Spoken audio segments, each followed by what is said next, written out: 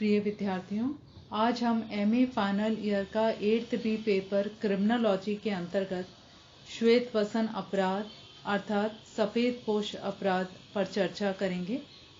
आज का हमारा टॉपिक है भारत में व्यावसायिक या श्वेत वसन अपराध। अहिंसक साधनों द्वारा किसी भी व्यावसायिक स्तर के व्यक्ति द्वारा निजी हित के लिए धन प्राप्त करने के अवैध उद्देश्य से की गई अवैध क्रिया को स्थायी रूप से व्यावसायिक आर्थिक अपराध की संज्ञा दे सकते हैं। वर्तमान में भारत में पाए जाने वाले कुछ व्यावसायिक आर्थिक अपराध इस प्रकार से हैं: हवाला लेन देन, कर वंचना, खाद्य पदार्थों एवं दवाओं में मिलावट, बैंक तथा बीमा संबंधी धोखेबाजी, विदेशी विनिमयों का उल्लंघन, आयात निर्यात उल्लंघन, औद्योगिक नियमों का उल्लंघन, काला बाजार एवं जमाखोरी और चिटफंड घोटाले।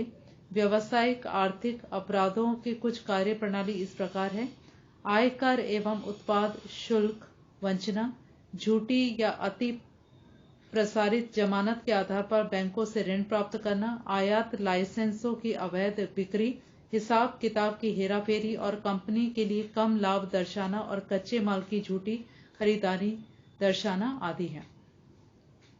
व्यापारी कौन कौन से व्यावसायिक या श्वेत वसन अपराध या धोखाधड़ी करते हैं, यहाँ कुछ उदाहरण दिए जा रहे हैं। साबुन की फैक्ट्री का प्रबंधक कुछ माल भेजता है जो गंतव्य स्थान तक 2 दिन में पहुंचना है। फैक्ट्री एक फैक्स संदेश भेजती है कि उन्हें माल के भेजने के पश्चात यह ज्ञात हुआ कि भेजे गए माल का कुछ भाग गुणवत्ता नियंत्रण परीक्षण से अनुमोदन नहीं किया गया है, अतः उसे नष्ट कर दिया जाए। माल आ जाता है, पुनः यह फैक्स संदेश भेजा जाता है कि माल में निम्न कोटि का साबुन नष्ट कर दिया गया है, लेकिन वास्तव में संपूर्ण साबुन बाजार में भेज दिया गया है तथा फैक्ट्री मालिक और वितरक विनिष्ट साबुन की बिक्री से प्राप्त राशि को आपस में बांट लेते हैं। इस प्रकार से श्वेत वसन या व्यावसायिक अपराध किया जाता है और इसका पता लगाना कठिन है। इस मामले में ठग एक अत्यंत बुद्धिमान, शिक्षित और शालीन अपराधी है जो अत्यधिक चतुराईपूर्ण तरीका अपनाता है। वह जिस व्यवस्था में काम करता है उसके दोषों और कमजोरियों से भी भलीभांति परिचित है। 1992 में मुंबई में शेयर घोटाले में जिन दलालों ने कई बैंकों में घोटाला किया और करोड़ों रुपए अर्जित किए, इस प्रकार के श्वेत वसन अपराधियों में से थे।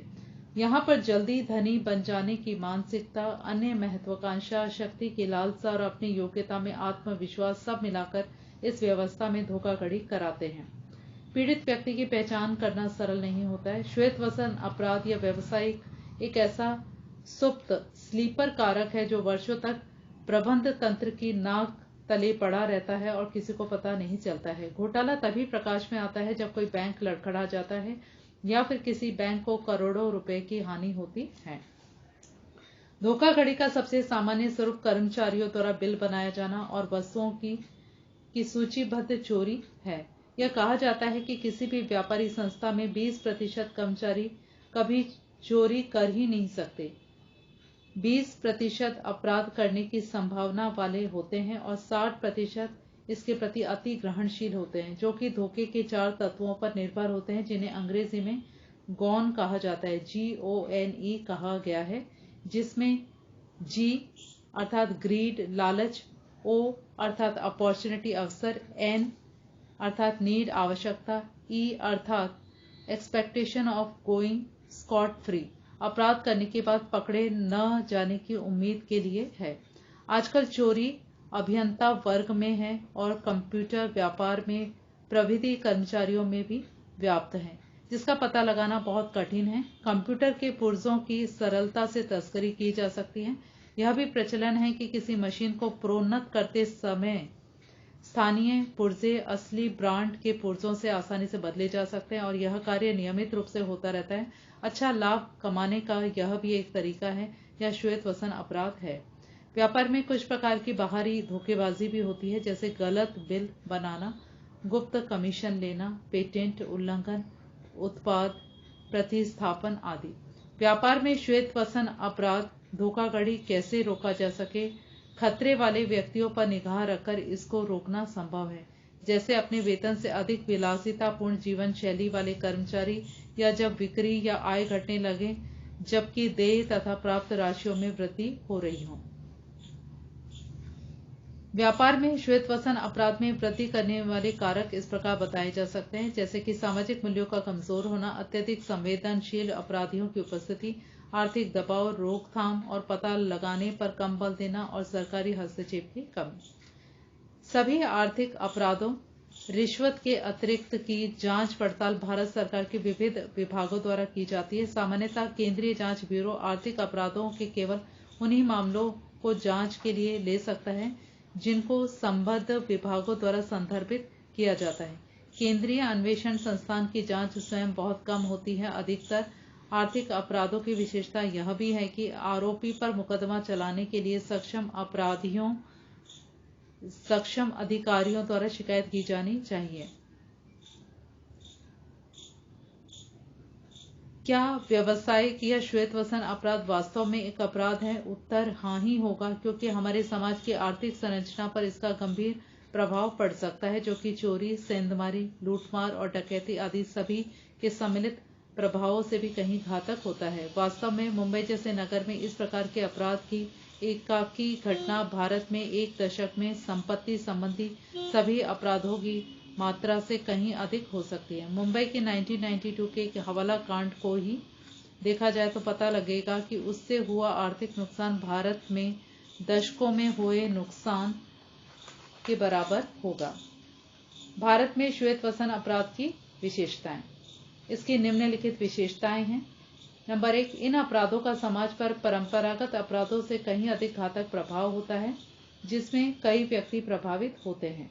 अपराध शास्त्रियों द्वारा ये अपराध बिल्कुल अलग श्रेणी के माने जाते हैं, क्योंकि उनमें से किसी के लिए भी प्रशासनिक जांच संबंधी और न्यायिक प्रक्रिया कानूनी अपराधियों द्वारा उल्लंघन के मामलों में अपनाई जाने वाली प्रक्रिया से बिल्कुल भिन्न है। नंबर 2, इस प्रकार के अपराधियों में से अधिक संख्या में अपराधी अभ्यस्त अपराधी होते हैं, यद्यपि दोबारा किया गया अपराध एक ही प्रकार का अपराध नहीं होता है। नंबर 3, श्वेतवसन अपराध के अवैध क्रियाकलाप की कार्यप्रणाली एक ही प्रकार की होती है। नंबर 4, श्वेतवसन अपराधी कानून, सरकार और सरकारी अधिकारियों के प्रति घृणा का अनुभव करते हैं और अभिव्यक्त भी करते हैं। इस मामले में वे अन्य पेशेवर अपराधियों की तरह ही हैं। नेक्स्ट, सामान्य अपराधी कानून का क्रियान्वयन करने वाली एजेंसियों से डरते हैं, लेकिन श्वेतवसन अपराधी शायद नहीं डरते, क्योंकि वे समझते हैं कि यदि उनका पता लग भी गया तो अधिक से अधिक उनका स्थानांतरण हो जाएगा या उन्हें अर्थदंड या कुछ समय के लिए सामान्य कारावास मिलेगा। हमारे देश में गत वर्षों में एक बड़ी संख्या में व्यावसायिक घोटाले, आर्थिक अपराध प्रकाश में आने के बावजूद, जैसे हवाला घोटाला, शेयर घोटाला, चीनी घोटाला, बैंक घोटाला, दूरसंचार घोटाला आदि, जिनमें करोड़ों रुपए का हेरफेर हुआ, कोई भी अपराधी दंडनीय नहीं ठहराया गया। आरोपी व्यक्तियों पर अभी भी 1998 से मुकदमा चल रहा है और उन्हें दंडित किया जाना शेष है। राजनीतिज्ञ चुनाव के लिए मिलने वाली धन तथा अपनी व्यक्तिगत जेबें भरने के लिए उनका व्यवसायियों का समर्थन करते हैं। पुलिस उन्हें हिरासत में इस डर से नहीं लेती है कि व्यापारी लोग न्यायालय की कार्रवाई द्वारा उनसे बदला न लें या राजनीतिज्ञों की सहायता से उनका स्थानांतरण न करा दे। न्यायालय भी इन आर्थिक अपराधियों को कठोर दंड नहीं देते हैं। बड़े पूंजीपतियों के मामले में न्यायाधीश रात को भी अपने घरों में ही सुनवाई करके जमानत मंजूर कर देते हैं। अधिकतर आर्थिक अपराधों में न्यायालय द्वारा प्रदत्त दंड हास्यास्पद ढंग से हल्का होता है। आमतौर पर संदेह का लाभ देकर आरोपी को बरी कर दिया जाता है। अनेक श्वेतवसन अपराधी प्रवर्तक कार्मिकों को रिश्वत देकर कानून के शिकंजे से बच जाते हैं। राजनीतिज्ञों, पुलिस और न्यायालयों के इस प्रकार के दृष्टिकोण के रहते हुए वर्तमान में कानून में आर्थिक अपराधियों की दंड प्रक्रिया में सुधार केवल आश्चर्यजनक ही है। उपभोक्ता संरक्षण अधिनियम में सुधार सही दिशा में उठाया गया एक अच्छा कदम है। लोग इस तथ्य के प्रति जागरूक होते जा रहे हैं कि उन्नति तभी संभव है जबकि व्यापार को सही किया जाए। हाल ही में आर्थिक उदारीकरण का उद्देश्य व्यापार और उद्योग को लाइसेंस राज से मुक्ति दिलाना है। आवश्यकता इस बात की है कि प्रवर्तन एजेंसियों जैसे सीबीआई, प्रवर्तन जांच, प्रवर्तन निदेशालय, वित्त खुफिया निदेशालय, आयकर विभाग, सीमा शुल्क विभाग तथा वित्तीय कानूनों से संबद्ध सभी प्रवर्तन एजेंसियों को मजबूत बनाया जावे। भारत में व्यावसायिक या श्वेत वसन अपराध के विरुद्ध एक परिवर्तन देखा जा रहा है कि पहले अनेक पीड़ित उपभोक्ता चुपचाप सहन करते थे, किंतु अब अनेक उपभोक्ता परिषदें बन गई हैं जो उपभोक्ताओं के लिए संघर्ष करती हैं। व्यावसायिक अपराध से पीड़ित व्यक्ति फैले हुए व असंगठित होते हैं और उन्हें सही जानकारी की भी कमी होती है। सबसे महत्वपूर्ण बात यह है कि ऐसा एक भी पीड़ित व्यक्ति नहीं होता है जो एक खास सौदे में नुकसान उठाता हो जो उसके कानूनी कार्रवाई को उचित ठहराता हो। कानूनी कार्रवाई में जो परेशानी व खर्चा होता है वह सहन की हुई पीड़ा की अपेक्षा कहीं अधिक होता है। इस पक्ष में धीरे धीरे परिवर्तन आ रहा है। राष्ट्रीय उपभोक्ता पीड़ा निवारक आयोग और राज्य तथा जनपदीय स्तर पर इसी प्रकार के अन्य संगठन उपभोक्ताओं के लिए महान सहायता कर रहे हैं। अपराधी बनने की प्रक्रिया, विभिन्न संपर्क का सिद्धांत। सदरलैंड ने विभिन्न संपर्कों के द्वारा श्वेत वसन अपराधी बनने की प्रक्रिया को समझाया है। श्वेत वसन अपराधी आयु में परिपक्व होता है, लेकिन अपराध के पता लगने पर उससे प्रतिरक्षण का कोई प्रावधान नहीं करता और अपने ऊपर मुकदमा चलने पर वह दंडित होने की स्थिति से निकलने के विषय में उसकी कोई धारणा बनी हुई नहीं रहती। उसका चरित्र सुगठित नहीं होता है। इस मामले में वह अपरिपक्व होता है। सदरलैंड के अनुसार श्वेत वसन अपराधी के जीवन इतिहास में इस प्रक्रिया को इस प्रकार समझाया जा सकता है। प्रथम, ईमानदारी, सीधे, सच्चे व साफगोई वाले व्यवहार के लिए ज्ञात व्यक्ति कॉरपोरेशनों, कंपनियों और संगठनों में अवैध क्रियाकलापों में लिप्त न होने के इरादे से वित्तीय उत्तरदायित्व के पद स्वीकार कर लेता है। बाद में वे गबनकर्ता, धोखेबाज, ठग, चोर, श्वेतवसन अपराधी बन जाते हैं और अपने उत्तरदायित्वों की अनदेखी करते हैं। यह व्यक्ति मनोविकारी, मंदबुद्धि वाले व्यक्ति या परिस्थिति वश रोगी नहीं होते हैं। आमतौर पर ये लोग वित्तीय जिम्मेदारी के पद पर अवैध कार्यों में लिप्त ताजे भर्ती नहीं होते, बल्कि वर्षों से उन पदों पर आसीन होते हैं। प्रारंभ में वे अपने सेवाकाल में लंबी अवधि तक थोड़ा ही धन कमाते हैं, लेकिन अंत में वे बड़ी राशि पर हाथ मारते हैं। प्रथम, कानून उल्लंघनकर्ता वित्तीय समस्या जो सामने आती है को अविभाज्य कहता है, अर्थात ऐसी समस्या बताता है जिसको दूसरों के साथ जो उसके हल करने में सहायक हो सकते थे बांट नहीं सकता। कई मामलों में वह अविभाज्य वित्तीय समस्याएं जुए, अपव्ययपूर्ण जीवन शैली, एक्स्ट्रा मैरिटल अफेयर, पुत्री के विवाह या पुत्र को किसी व्यावसायिक प्रशिक्षण में भेजने के उत्तरदायित्व को पूरा करने के कारण उत्पन्न होती है।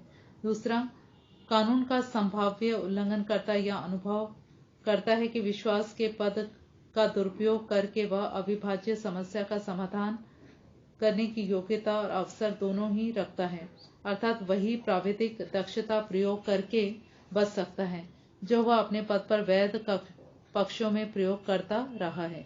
तीसरा, वह अपने कृत्य, गबन, धोखा, ठगी को इस प्रकार परिभाषित करता है जिससे वह कृत्य को गैर अपराधी समझने लगता है, मानो वह उचित या सामान्य उत्तरदायित्व का एक हिस्सा हो जिसके लिए वह जवाबदेह नहीं है। उदाहरण, वह कह सकता है कि वह धन उधार ले रहा है, न कि चोरी कर रहा है। इस प्रकार के तर्क देकर प्रारंभ में तो वह छोटी मोटी धनराशि समय अवधि में ले लेता है और उसका इरादा उसको लौटाने का होता है।